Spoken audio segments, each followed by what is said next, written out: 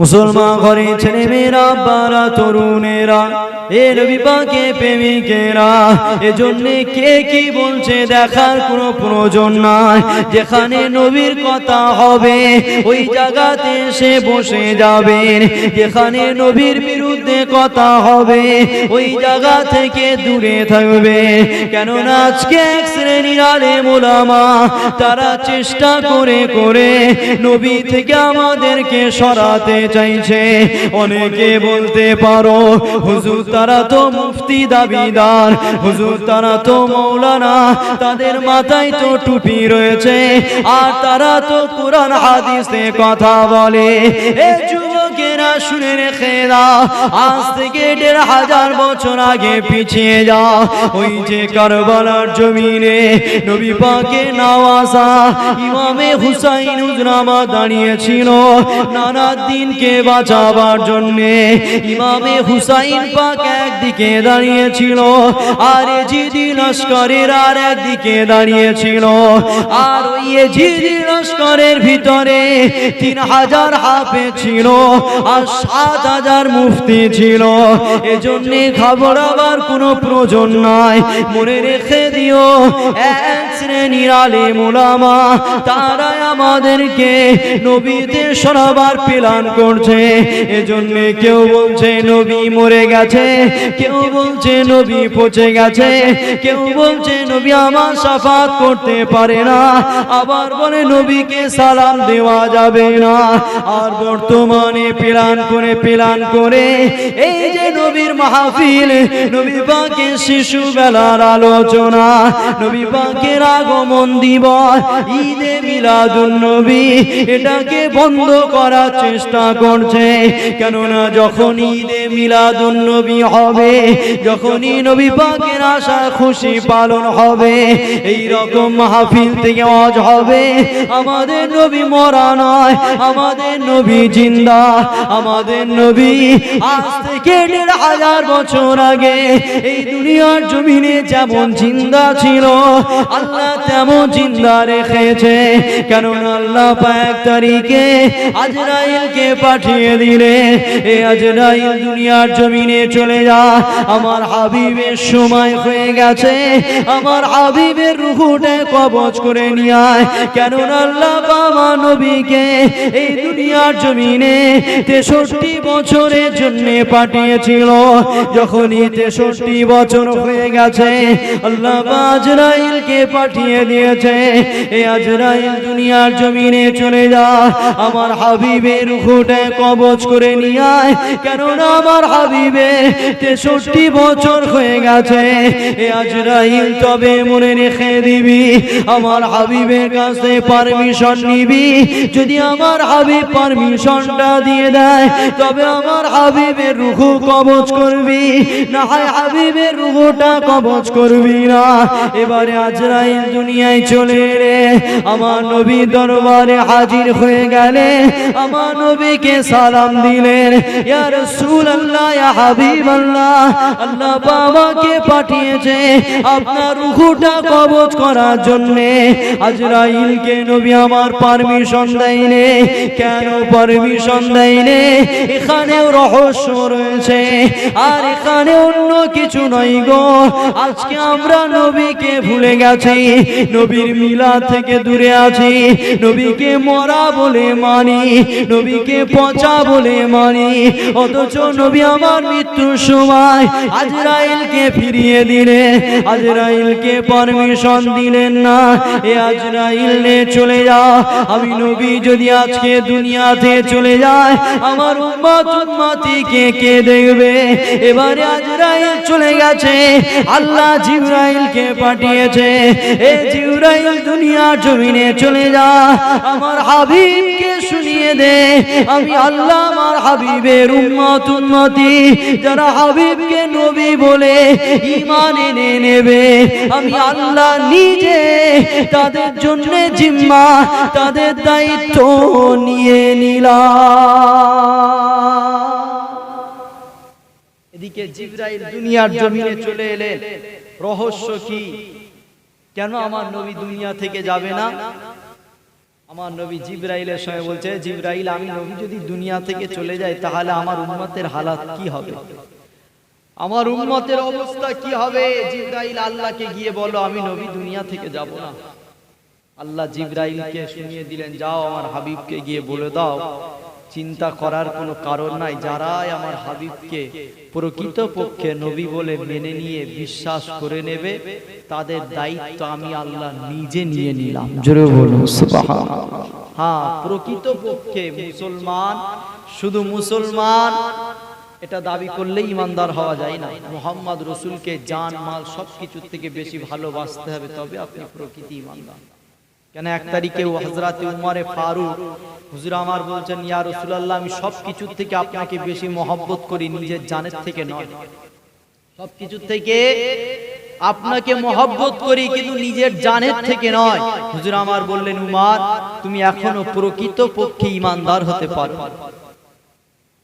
কেন আমাকে প্রকৃতপক্ষে ইমানদার হতে গেলে নিজের জানের থেকে বেশি মহব্বত করতে হবে। হযরত উমর ফারুক কিছুক্ষণের জন্য মাথাটাকে হ্যাট করে নিলেন। এই মাথাটাকে হ্যাট করে কিছুক্ষণ থাকার পরে আবার মাথাটাকে তুলে উত্তর দিচ্ছে, ইয়া রাসূলুল্লাহ, আমি উমর সাক্ষ্য দিলাম আজ থেকে নিজের জান মাল সবকিছু থেকে আমি উমর আপনাকে বেশি মহব্বত করব। জোরে বলো।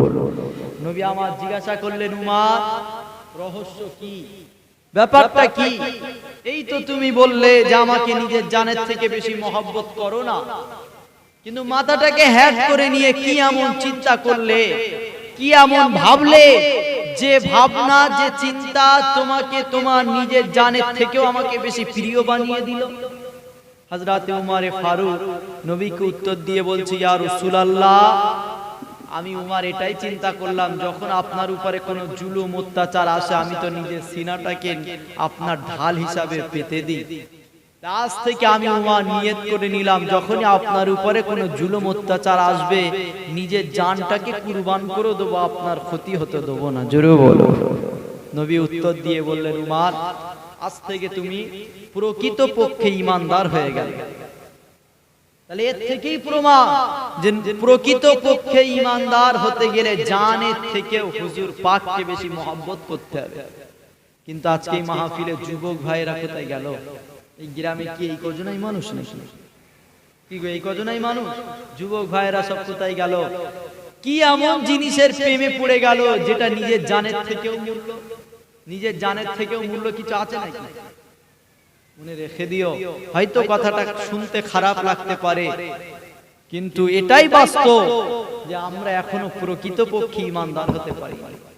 যদি আমরা প্রকৃতপক্ষে ঈমানদার হতে পারতাম আজকের এই মাহফিল ফাঁকা থাকতো না। কেন কি এমন জিনিস আছে যেটা আপনাকে এই মাহফিলে আসা আটকে দিল?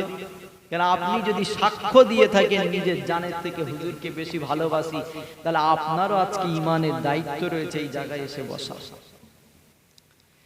মুসলমান ঘরে ছেলে মেয়েরা, বারা তরুণেরা, এ নবী পাকের প্রেমিকেরা এজন্যে প্ল্যান করে আমাদেরকে নবীতে সরাতে লেগেছে। কেননা আমরা আজকে নিজেরাই নবীর মাহফিল থেকে দূরে চলে গেছি। আজকে আমরা টুপি থেকে দূরে চলে গেছি, আমরা দাড়ি থেকে দূরে চলে গেছি, কোরআন থেকে দূরে চলে গেছি, মসজিদ মাদ্রাসাতে দূরে চলে গেছে। এজন্য এক শ্রেণীর ইসলামের বিরোধীরা তাদের বড় আরামে ইসলামকে মিটাবার চক্রান্ত সফল হতে লেগেছে। কেননা তারা যে প্ল্যান করতে লেগেছে কোরআনকে মিটিয়ে দেবে, তারা যে প্ল্যান করতে লেগেছে ইসলামকে মিটিয়ে দেবে, তারা যে প্ল্যান করতে লেগেছে আমার নবীকে মিটিয়ে দেবে, এই প্ল্যানে তারা অনেকটা আগাতে লেগেছে শুধু তোমার আমার ভুলের জন্যে। কেননা মনে রেখে দিও, আজকে এরকম মাহফিলে বসে বসে কলেমা শিক্ষা দেওয়া হয়, আজকে এরকম মাহফিলে বসে বসে আমাদেরকে দরুদ পড়ানো হয়, আজকে এরকম মাহফিলে বসে বসে সুবহানাল্লাহ আলহামদুলিল্লাহ পড়ানো হয়। এ যুবকেরা, আজ থেকে ১৫০০ বছর আগে এই রকম ওপেন কলেমা পড়া যেত না গো। আজ থেকে হাজার বছর আগে এই রকম ওপেন মুহাম্মদ রাসূলের নামে দরুদ পড়া যেত না গো। কেননা যারাই কলেমা পড়েছিল তাদের উপরে জুলুম অত্যাচার এসেছিল, যারাই নবীকে নবী বলে মেনেছিল তাদের উপরে জুলুম অত্যাচার এসেছিল, যারাই নবীর উপরে দরুদ পড়েছিল তাদেরকে শুলে পর্যন্ত চড়ানো হয়েছিল। এজন্য আজকে অতি সহজে আমরা কোরআনকে পেয়ে গেছি, তাই কখনো কোরআনটা খুলে দেখিনি আল্লাহ কোরআনে আমাদের জন্য কি বলেছে। অতি সহজে মসজিদ মাদ্রাসা পেয়ে গেছি, এজন্য আমরা মসজিদের ভিতরে যাইনি, আল্লাহর হুকুম পালন করিনি। অতি সহজে নবীকে পেয়ে গেছি, এজন্য নিজের জানে থেকে মুহাম্মদ রাসূলকে বেশি প্রেম করিনি। অথচ আজ ১,৫০০ বছর আগে সাহাবা হুজুরদের পিরিয়ডে দিয়ে তাকিয়ে দেখো, হযরত বিলাল হুজুরের জিন্দেগি পড়ে দেখো। হুজুর আমার এই কলেমা প্রচার করার জন্য, এই কলেমা পড়ার জন্য, নবীকে নবী বলে মানার জন্য, হযরত বিলাল ঈমান আনার জন্য হুজুরের উপরে কেমন জুলুম অত্যাচার হয়েছিল। হুজুরকে রড গরম করে হুজুরের মুখে পিঠে ছ্যাঁকা দিয়েছিল, তথাপিও বিলালকে মুহাম্মদ রাসূলের সরাতে পারেনি। তথাপিও নবী পাকের প্রেম বিলাল হুজুরের থেকে কখনো সরাতে পারেনি। এবারে ১ তারিখে হুজুরের পায়েতে দড়ি বেঁধেছে, আর ঘোড়ার পায়েতে দড়ি বেঁধে ঘোড়াকে ছুট করিয়ে দিয়েছে, আর গরম বালির উপর দিয়ে হযরত বিলাল হুজুর ঘিসনে ঘিসনে যেতে লেগেছে। হুজুরের পিঠে চামড়াগুলো গুটিয়ে ঘাড়ের এখানে জড়ো হয়ে গেছে, হুজুরের উপরে ভারী পাথর চাপিয়ে দিয়েছে, আর পিঠে গরম বালি রয়েছে। তখনও বলতে লেগেছে, এ বিলাল কলেমা ছেড়ে দে, এ বিলাল মুহাম্মদকে ছেড়ে দে, এ বিলাল মুহাম্মদ যে আল্লাহর প্রচার করছে ওই আল্লাহকে ছেড়ে দে। হযরত বিলাল হুজুর গরম বালির উপরে শুয়ে হুজুর আমার জবাব দিয়েছিল, এ উমাইয়া শুনে রেখে দে, আমি বিলাল জান দিয়ে দেব, মুহাম্মদ রাসূলকে কখনো ছাড়ব না। এমনি আল্লাহ বলেন রাদিয়াল্লাহু আনহু ওয়া রাদু আনহু, তারা আমি আল্লাহ আমার উপরে রাজি, আমি আল্লাহ তাদের উপরে রাজি। জোরে বলো। আল্লাহ এমনি বলেন আমিনু কামা আমানান নাস, আল্লাহ নিজে বলছে তাদের মতো ঈমান আনো যারা আমার হাবিবের সাহাবা হয়েছিল। জোরে বলো। কেন আল্লাহ উত্তর দিয়ে বলছে আমার হাবিবের সাহাবারা দুনিয়ায় এমন করে কাটিয়েছে, তারা হাবিবের হাই হা বলেছে, হাবিবের নাই না বলেছে, এজন্য তাদের ঈমানে যাররা পরিমাণ কোনো ঘাটতি ছিল না। যদি হাবিবকে মহব্বত করার জন্য হাবিবের সাহাবাদেরকে শুলে চড়াতে গেছে, এক কথাই রাজি হয়ে গেছে। শুধু নবী সাহাবাদের, নবীর বিরোধীরা বলতে মুহাম্মাদের অনুসারীরা, তোদের নবীর পায়ে একটা কাঁটা ফুটাবো, কি বলছিস বল। সাহাবা হুজুরা বলতো জান দিয়ে দেবো, নবীর পায়ে কাঁটা ফুটতে দেবো না। জোরে বলো। এমনি আল্লাহ বলেন তাদের মতো ঈমান আনো। পার্থক্য তো এই জায়গায় দাঁড়িয়ে গেছে যে আজকে একটা রাত জাগতে আমাদের অসুবিধা হয়। এরকম মাহফিল আপনাদের গ্রামে বছরে কবার হয়?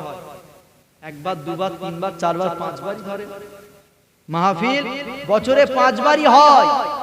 হয়তো 5টা রাত আপনাদেরকে জাগতে হয়, কিন্তু হযরতে সিদ্দিক আকবর হুজুরের জীবনী পড়ে দেখে নাও। হুজুর আমার টানা 6 মাস ঘরের দরওয়াজার সামনে জামা কাপড়ের গাঁটলিটাকে মাথায় করে নিয়ে দাঁড়িয়েছিল নবীর মহব্বতে। জোরে বলো। শুধু নবী আমার এতটুকু বলেছে, আবু বকর তুমি আমার হিজরতের সাথী হবে। বলে দেয় না যে অমুক তারিখে অমুক দিনে এই সময়ে আমরা মক্কা ছেড়ে দিয়ে মদিনায় যাব, এটা আমার হুজুর পাক আবু বকর সিদ্দিককে বলে দেয় না।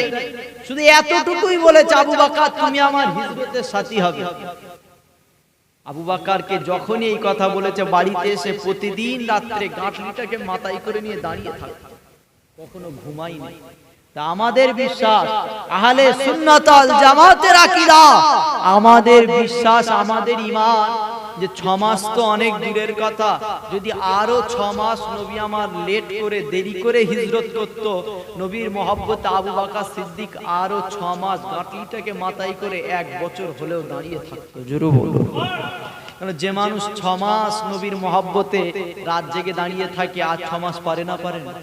নবী কি কোনো নির্ধারিত সময় বলেছিল? বলেন যে শুধু তুমি আমার হিজরতে সাথী হবে, এতেই 6 মাস কাটিয়ে দিয়েছি। এটা তো জানতো না। এই না জানায় যদি আরো 6 মাস পরে নবী হিজরত করতে, আরো 6 মাস পার করে দিত, নবীর মহব্বতে দাঁড়িয়ে দাঁড়িয়ে 1 বছর পার করে দিত। জোরে বলুন সুবহানাল্লাহ। আজকে একটা রাত আমাদের অসুবিধা, এই জন্য তো পার্থক্য এই জায়গায়। আমরাও মানুষ, তারাও মানুষ। আমাদেরও দুটো হাত আছে, তাদেরও দুটো হাত ছিল। আমাদেরও দুটো পা আছে, তাদেরও দুটো পা ছিল। আমরাও জবানে কথা বলি, তিনারাও জবানে কথা বলতো। পার্থক্য তো এই জায়গায় দাঁড়িয়ে গেছে, আমাদের মধ্যে নবীর মহব্বত নাই, ওনাদের মধ্যে নবীর মহব্বত ছিল। জোরে বলবো। এজন্য তো দুনিয়া থেকে তারা জান্নাতের সার্টিফিকেট নিয়ে চলে গেছে। দুনিয়া থেকে জান্নাতের সার্টিফিকেট নিয়ে চলে গেছে কেন? হয়তো আলোচনা ভুল বুঝতে পারে, কিন্তু যাদের মধ্যে যারা পরিমাণ ঈমান আছে, কথা তাদের ভালো লাগবে। হয়তো আলোচনা অনেকে নবীর দুশমনদের, জালিমদের খারাপ লাগতে পারে, কিন্তু নবীর প্রেমিকদের আমার আলোচনা ভালো লাগবে। আমার আলোচনা এটা, সাহাবা হুজুররা নামাজ কাজা করেছে মুহাম্মদ রাসূলের প্রেমের খাতিরে। জোরে বলুন সুবহানাল্লাহ। কেন হযরতে মাওলা আলী বলতেন যে নামাজের কাজা আছে। নামাজের কি আছে বলেন? নামাজের কাজা আছে, হুজুরের প্রেমের কোনো কাজা নাই। জোরে বলুন সুবহানাল্লাহ। এজন্যই তো হযরত আলী হুজুরের কোলে মাথা দিয়ে নবী ঘুমিয়ে আছে। আলী হুজুর বলছে, আল্লাহ যেদিন থেকে নামাজের হুকুম করেছে, ওই দিন থেকে আমি কখনো নামাজ কাজা করিনি। যেদিন থেকে আল্লাহ নামাজের হুকুম করেছে, ওই দিন থেকে কখনো নামাজকে কাজা করিনি। কিন্তু হুজুর আমার কোলে মাথা দিয়ে শুয়ে আছে, কোনো যুদ্ধের ময়দানে নয়, ব্যস্ত থাকার জন্য নয়, শুধু মুস্তাফা কোলে মাথা দিয়ে শুয়ে আছে। এই কারণেই আসলে নামাজ কাজা করে দিয়েছে। জোরে বলুন। একবার আসমানে চাঁদের সূর্যের দিকে তাকায়, আর কোলে চাঁদের দিকে তাকায়। আহা, চাঁদ বললেও হুজুরের সম্মান ছোট হয়। কেন? ওই চাঁদে যারা গেছে তারা এসে বলছে এই চাঁদের মাঝখানে দাগ রয়েছে, আর ওই দাগটা অন্য কারোর জন্য নয়, হুজুর আমার আঙুলের ইশারা করেছিল, তাই চাঁদে দাগ হয়ে গেছে। জোরে বলো। তা ওই আসমানে যে চাঁদ, ওই চাঁদেও দাগ আছে, হুজুরের শরীরে, হুজুরের জিসম মুবারকে কোনো দাগ নাই। জোরে বলো। কেন? হযরত আনাস হুজুর, যিনি নবীর বাড়িতে 10 বছর খেদমত করেছে, হযরত আনাস হুজুর বলছেন যে একদিন পূর্ণিমা চাঁদ উঠেছে, আর আমি আনাস একবার নবীর দিকে তাকায়, আকাশের চাঁদের দিকে তাকায়, একবার নবীর মুখের দিকে তাকায়, আকাশের চাঁদের দিকে তাকায়। আনাস বলছে এই বারবার আমি তাকাতে তাকাতে হঠাৎ যেন কে আমাকে বলে দিল, আনাস ওই আসমানে চাঁদে দাগ আছে, তোর নবীর গায়ে কোনো দাগ নাই। জোরে বলো। আনাস, ওই যে আসমানের চাঁদটা দেখতে পাও, ওই আসমানের চাঁদের থেকেও আল্লাহ তোমার নবীকে বেশি সুন্দর করেছে। জোরে বলো।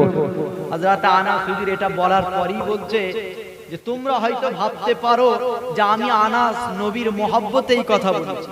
কেন? যার বাড়িতে 10 বছর ছিল, মহব্বত করেছে, নবী বলে মেনে নিয়েছে, স্বাভাবিক দুনিয়ার জালিমেরা বলবে আনাস নবীকে মহব্বত করতো, তাই বলেছে। যে যাকে ভালোবাসে তার সবটাই ভালো লাগে। এজন্য হয়তো আনাস নবীর বাড়িতে 10 বছর খেদমত করেছে, নবীকে নবী বলে মেনে নিয়েছে, এজন্য নবীর মহব্বতে বলে দিয়েছে চাঁদের থেকে নবী সুন্দর। কিন্তু আনাস হুজুর এটা বলার পরে আল্লাহর কসম করে বলেছে, আমি আনাস যার হাতে আমার কুদরতি জান, যার কুদরতি কবজায় আমি আনাস আমার জান, ওই আল্লাহর কসম করে বলছি এটা কখনো বানানো নয়, আর নবীর মহব্বতে ভালোবাসায় আমি আনাস বলিনি। বারবার চাঁদের দিকে দেখেছি, আর নবীর মুখের দিকে দেখেছি, কে যেন আমাকে বলে দিয়েছে আনাস ওই চাঁদের থেকেও আল্লাহ তোর নবীকে সুন্দর করেছে। জোরে বলুন সুবহানাল্লাহ। এজন্য নবীকে চাঁদের সঙ্গে তুলনা করলেও নবীর সম্মান ছোট হয়ে যায়। আপনাদের অসুবিধা হচ্ছে নাকি? বিরক্ত হচ্ছেন? একটু ছোট ছোট করে নবীর আলোচনা করছি, কেন শরীর খুব খারাপ। এই ঠান্ডা গরমে ঠান্ডা লেগে গেছে, পচ করতে কষ্ট হচ্ছে, শরীর খুব খারাপ, তথাপি আপনাদের খেদমতে এসেছি। আল্লাহ একটু বলাচ্ছে নবী নবী করছি, অসুবিধা নাই তো? কেন? দুনিয়ার জমিনে প্ল্যান করে নবী থেকে আমাদেরকে সরাচ্ছে। মনে রাখবেন, যতক্ষণ আছি একটু আকীদা রচ করছি, ঈমানের রচ করছি। কেন নামাজ রোজা হজ যাকাতের আমাদের মধ্যে অভাব নাই, আকীদার অভাব, ঈমানের অভাব। আর এই নামাজ রোজা হজ যাকাতের কথা আপনাদেরকে সবাই বলবে, নামাজ আপনাদেরকে সবাই শিখাবে, হজ যাকাত রোজা আপনাদের সবাই শিখাবে। হুজুরের প্রেমের কথা শিখানোর মানুষের অভাব। কেন? হুজুরকেই আল্লাহ আমাদের জন্য সবথেকে বড় ঈমান করেছে। জোরে বলুন সুবহানাল্লাহ। হুজুরকে যে যত বেশি মজবুত করে ধরবে, হুজুরকে নিয়ে যত রিসার্চ করবে, হুজুরকে নিয়ে যত আলোচনা করবে, যেখানে হুজুরের আলোচনা হয় ওই জায়গায় গিয়ে যত বসবে, যত নবী নবী নবী নবী নবী নবী করবে, আল্লাহ তার ঈমানকে তত মজবুত করে দেবে। জোরে বলুন। কারণ আজকে যারা এই জায়গায় এসে বসে আছেন, এখান থেকে বাড়ি ফিরে যাবেন এর কোনো গ্যারান্টি আছে? কি গো আছে? নাই। আমিও এখান থেকে বাড়ি ফিরে যাব এর কোনো গ্যারান্টি নাই। আর আজকেই যদি আমাদের মৃত্যু হয়ে যায়, আমাদের কবরে শোয়ানো হয়, দুনিয়ার কেউ আপনার কবরে আসুক চাই না আসুক, মুস্তাফা আপনার কবরে আসবেই আসবে। জোরে বলো। তাহলে কেন নবীকে চিনাবো না? কেন নবীর আলোচনা করব না? কেন নবীর কথা বলবো না? দুনিয়ার কেউ তো আমার কবরে আসবে না, দুনিয়ার কেউ তো আপনার কবরে যাবে না। এই জায়গায় বসে বসে নবী নবী করছেন, আর এখান থেকেই যদি আমাদের কারো মৃত্যু হয়ে যায়, কবরে শোয়ানো হবে। বুখারী শরীফের হাদিস বলছে, মা কুনতা তাকুনু ফি হাযার রুজুল, আমাদের কবরে হুজুরের তাশরীফ আল্লাহ আনাবে। জোরে বলুন সুবহানাল্লাহ। হ্যাঁ, সেই নবীকে চিনাচ্ছি, সেই নবীকে চিনাচ্ছি যে নবীকে দুনিয়া থেকে চলে যাওয়ার পরে আল্লাহ কবরে হাজির করাবে। আর যদি তুমি এই রকম মাহফিলে, নবীর মাহফিলে এসে বসো, দুনিয়ায় যদি নবী নবী করো, নবীর জিকির করো, নবীর উপরে দরুদ পড়ো, এই এক কথায় দুনিয়ায় যদি নবী নবী করে কবরে যেতে পারো, আর কবরে গিয়ে তোমাকে বলতে হবে না যে ওটা আমার আকা মাওলা রাসূলুল্লাহ ছিল, এটা তোমাকে বলতে হবে না। তোমাকে কবরে শোয়ানোর সাথে সাথে মুস্তাফা আসবে, আর হুজুর আমার এসে বলবে, ফারিস্তা দুনিয়ায় আমার গোলাম ছিল, যত প্রকারের আরাম আছে কবরে ব্যবস্থা করে দে। জোরে বলো। হ্যাঁ, সেই নবীকে। আর মনে রাখবেন, কবরে নামাজের প্রশ্ন নাই, কবরে রোজার প্রশ্ন নয়, কবরে হজ যাকাতের প্রশ্ন নয়, কবরে হুজুরের প্রশ্ন। হুজুরকে চিনতে হবে, হুজুরকে চিনতে পেরে গেলে কবরে ছাড়, আর কবরে ছাড় হয়ে গেলে সব মঞ্জিল আল্লাহ সহজ করে দেবে। জোরে বলো। এজন্যই হুজুরকে চিনা চাই। কেন চিনাবো না?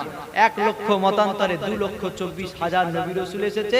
আজকে তো নবী এসে আবার চলে গেছে, তারপরে আমরা নবীর মিলাদ করছি, তারপরে নবীর শিশুবেলার আলোচনা করছি, তারপরে নবীর ঈদে মিলাদুন নবী করছি।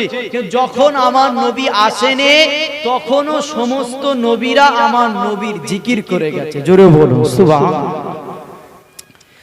মুসলমান ঘরে ছেলে মেয়েরা, বারা তরুণেরা, এ নবী পাকের প্রেমিকেরা, আল্লাহ পাক আমাদেরকে নামাজের কথা বলেছে, আল্লাহ পাক আমাদেরকে রোজার কথা বলেছে। আমাদেরকে নামাজ পড়তে হবে, আমাদেরকে রোজা রাখতে হবে। এগুলো আমাদের জন্য ডিউটি, এগুলো আমাদের জন্য ইবাদত, এগুলো আমাদের জন্য আমল। আর মনে রেখে দেবেন যে নবীকে আল্লাহ আজ থেকে 1,500 বছর আগে এই মাসের 12 তারিখ সোমবার সুবে সাদিকে পাঠিয়েছে।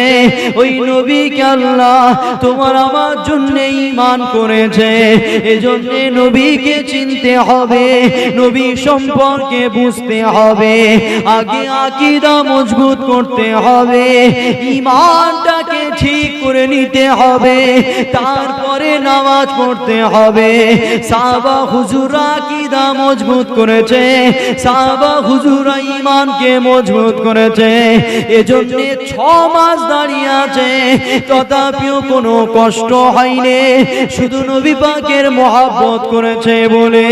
এবারে যখন 6 মাস এসে গেছে, আল্লাহ নবী আবু বকরের ঘরে তাশরীফ এনেছে, আর আবু বকর সিদ্দিককে নিয়ে নবী আমার রওনা হয়ে গেলে। আল্লাহ নবী আগে আগে যায়, হযরত আবু বকর সিদ্দিক নবী পাকের পিছনে যেতে লেগেছে। কেননা ইমাম আগে আগে যাবে, আর মুসল্লি পিছনে যাবে, বক্তা আগে আগে যাবে, আর শ্রোতারা পিছনে যাবে। এ যুবক যুবকেরা শুনে রেখে দাও, এটা আজ থেকে 1500 বছর আগে নবী আমার শিখিয়ে দিয়ে গেছে। এজন্য নবী আমার আগে আগে যায়, আর হযরত আবু বকর সিদ্দিক নবী পাকের পিছনে যেতে লেগেছে। কিছুটা যাওয়ার পরে হযরত আবু বকর নবী পাকের ডান দিকে এসে গেছে। আবারও কিছুটা যাওয়ার পরে হযরত আবু বকর নবী পাকের বাঁ দিকে দাঁড়িয়ে গেছে। আবারও কিছুটা যাওয়ার পরে হযরত আবু বকর নবী পাকের সামনে দাঁড়িয়ে গেছে। আল্লাহ নবী জিজ্ঞাসা করলেন, হে আবু বকর রহস্য কি? হে আবু বকর কারণ কি? কেননা আমি আবু বকর তোমাকে মহব্বত করি, ভালোবাসি। আবু বকর তুমি আমার সাথে বিয়াদবি করবে, তুমি আমার সাথে গুস্তাখি করবে, এটা আমি কখনো মেনে নিতে পারি না। আবু বকর রহস্যটা কি বলো? হযরত আবু বকর বলেছিলেন, ইয়া রাসূলুল্লাহ, ইয়া হাবিবাল্লাহ, আমার বাপ মা সব কিছু আপনার কদমে কুরবান হয়ে যায়, হুজুর আপনার সামনে বিয়াদবি করতে চাইনি। এ আবু বকর তাহলে কারণটা কি? কেন তুমি আমার আগে যাও? হযরত আবু বকর বললেন, ইয়া রাসূলুল্লাহ, ইয়া হাবিবাল্লাহ, আমি আপনার পিছনে যেতেছিলাম, হঠাৎ করে আমার মনে পড়ে যায় আজকে তো আমি আবু বকর একা, আপনার ডান দিকে ফাঁকা, আপনার বাঁ দিকে ফাঁকা, আপনার সামনে তো কোনো সাহাবা নাই। ইয়া রাসূলুল্লাহ, ইয়া হাবিবাল্লাহ, আমি আবু বকর আমার চিন্তা হয় যদি কেউ আপনাকে ডান দিক থেকে আঘাত করে দেয়, এজন্য ডান দিকে দাঁড়িয়ে গেছি। যদি কেউ আপনাকে বাঁ দিক থেকে আঘাত করে দেয়, এজন্য বাঁ দিকে দাঁড়িয়ে গেছি। যদি কেউ আপনাকে সামনে থেকে আঘাত করে দেয়, এজন্য সামনে দাঁড়িয়ে গেছি। ইয়া রাসূলুল্লাহ, ইয়া হাবিবাল্লাহ, এই চিন্তায় আমি আবু বকর আপনার চারিদিকে ঘুরতে লেগেছি। কেননা যখনই আপনার উপরে আঘাত আসবে, যদি কেউ আপনাকে পাথর ছোড়ে, যদি কেউ আপনাকে তীর মারে, যদি কেউ আপনার দিকে বল্লম মারে, ইয়া রাসূলুল্লাহ, ইয়া হাবিবাল্লাহ, আমি আবু বকর আমার শরীরে এসে লাগবে, আর আমি আবু বকর মারা যাব। হাজার হাজার আবু বকর মারা গেলে কোনো অসুবিধা নাই, ইয়া রাসূলুল্লাহ, আপনার যেন আঘাত না লেগে যায়। হুজুর, আপনার জন্য আমি আবু বকর আমার শরীরটাকে ঢাল বানিয়ে দিয়েছি। আজকে তো আমি আপনার সঙ্গে একা, অন্য কোনো সাহাবা নাই। আমার বড় ভয় হয় যদি কেউ আপনাকে ডান দিক থেকে আঘাত করে, যদি কেউ আপনাকে বাঁ দিক থেকে আঘাত করে। এই চিন্তায় ডান দিকে চলে গেছি, বাঁ দিকে চলে গেছি, আর এই একই চিন্তায় বিয়াদবি হয়ে গেলেও আপনাকে ঢাল হিসাবে দাঁড়াবার জন্য সামনে দাঁড়িয়ে গেছি। জোরে বলুন। হুজুর, এই চিন্তায় আমি আবু বকর আপনার চারিদিকে ঘোরাতে লেগেছি। যদি কেউ আপনাকে আঘাত করে, পাথর ছোড়ে, তীর মারে, বল্লম মারে, ইয়া রাসূলুল্লাহ, আমি আবু বকর আমার শরীরে এসে লাগবে, আমার শরীরটাকে আপনার জন্য ঢাল বানিয়ে দিয়েছি। হুজুর, যদি কেউ আঘাত করে আমার শরীরে লাগবে, আমি আবু বকর মারা যাব। হাজার হাজার আবু বকর মারা গেলে কোনো অসুবিধা নাই, হুজুর আপনার শরীরে যেন যারা পরিমাণ কোনো আঘাত না লেগে যায়। জোরে বলো। এই রকম মহব্বত করেছে, তাই তো আল্লাহ বলেছে তাদের উপরে আমি আল্লাহ রাজি। তাই তো বলেছে সাহাবাদের মতো ঈমান আনো। গল্প বলছি না, গল্প বলছি না, আল্লাহর কোরআন বলছে আমার হাবিবের সাহাবাদের মতো ঈমান আনো। কেন? সাহাবারা নিজের শরীরটাকে নবীর জন্য ঢাল বানিয়ে দিয়েছে। জোরে বলুন সুবহানাল্লাহ। এজন্য বলছে সাহাবাদের মতো ঈমান আনো, তবেই তোমরা কামিয়াবি হতে পারবে। আবু বকর সিদ্দিককে আল্লাহ এত সম্মান, এত ইজ্জত দিয়েছে। এক তারিখে আল্লাহ নবী যুদ্ধের জন্য মাল চেয়েছে, যার বাড়িতে যা আছে আমার কদমে হাজির করো। যুদ্ধের জন্য মাল চেয়েছে। আবু বকর সিদ্দিক চুলা থেকে ছাই এনে দিয়েছে। কি? চুলা থেকে ছাই এনে দিয়েছে। ইয়া রাসূলুল্লাহ, এটা রাখেন। আল্লাহ নবী জিজ্ঞাসা করছে এটা দিয়ে কি করব? আবু বকর সিদ্দিক বলছে, ইয়া রাসূলুল্লাহ, এটা এনেছি যদি কোনো কাজে লেগে যায়। এ আবু বকর, চুলার ছাই পর্যন্ত এনে দিয়েছো, তো বাড়ির জন্য কি রেখেছো? আবু বকর সিদ্দিক মাথাটাকে হ্যাট করে বললেন, ইয়া রাসূলুল্লাহ, বাড়িতে তো আর কিছু নাই, যা মাল ছিল সব আপনার কদমে কুরবান করেছি, আর বাড়িতে আল্লাহ আল্লাহর রাসূলকে রেখে এসেছি। জোরে বলুন সুবহানাল্লাহ। যা কিছু ছিল সকলে তাকবীর দেন, নারে তাকবীর, নারে তাকবীর। সিলসিলা হক ফুরফুরা শরীফ, সিলসিলা হক ফুরফুরা শরীফ। ভাইজান হুজুর পীর কেবলা, ভাইজান হুজুর পীর কেবলা, মাসলা কে মুজাদ্দিদুজ জামান, মাসলা কে আবু বকর সিদ্দিক। নারে তাকবীর। সকলে উঠে দাঁড়িয়ে যান। ভাইজান আসছেন, একবার নবীর সামনে আমরা মুহাব্বতের সঙ্গে সালাম দিই। ইয়া নবী সালাম।